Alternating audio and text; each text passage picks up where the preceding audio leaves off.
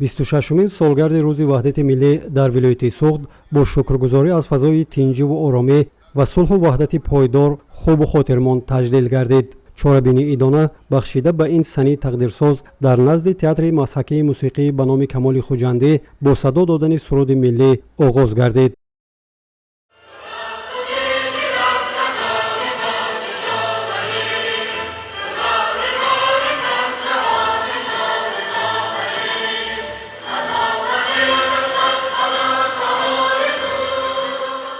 раиси вилояти Суғд Раҷаббой Аҳмадзода бо суханони табрикотӣ чорабинии идонаро ҳусни ифтитоҳ бахшид.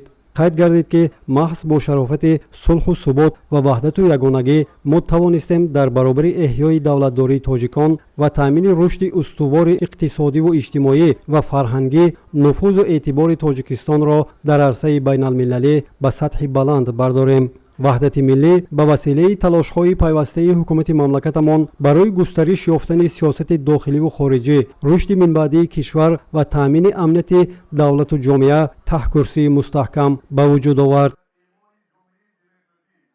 рӯзи ваҳдати миллӣ дар тақвими миллати кӯҳанбунёди тоҷик ҳамчун рӯзи пирӯзӣ бар қувваҳои ҷудоихоҳ ва оғози марҳилаи нави таърихӣ таҷлил мегардад. зеро ваҳдати миллӣ хавфи пароканда шудани миллат ва аз байн рафтани давлати ҷавони тоҷиконро ба таври воқеӣ пешгирӣ намуд. ин дастоварди нодир дар пешрафти ҳаёти сиёсӣ, иқтисодиву иҷтимоӣ ва фарҳангии кишварамон нақши бузург дорад. дар ин бора пешвои муаззами миллат президенти ҷумҳурии Тоҷикистон ҷаноби оли муҳтарам Эмомалӣ Раҳмон барҳақ таъкид карданд.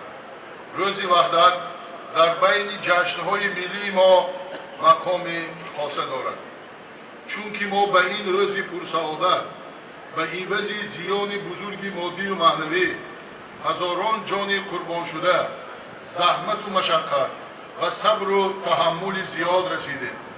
маҳз аз ҳамин лиҳоз ба имзо расидани ин санади воқеан тақдирсоз яке аз саҳифаҳои муҳимтарини таърихи навини кишварамон ба ҳисоб меравад. дар чорабинии идона роҳбарону намояндагони мақомоти ҳифзу тартибот, раисони шаҳру навоҳӣ, сарварони корхонаву ташкилот, устодону донишҷӯёни донишгоҳҳои олӣ, миёна ва ибтидоӣ, сокинони шаҳри Хуҷанд ва меҳмонон ҳузур доштанд.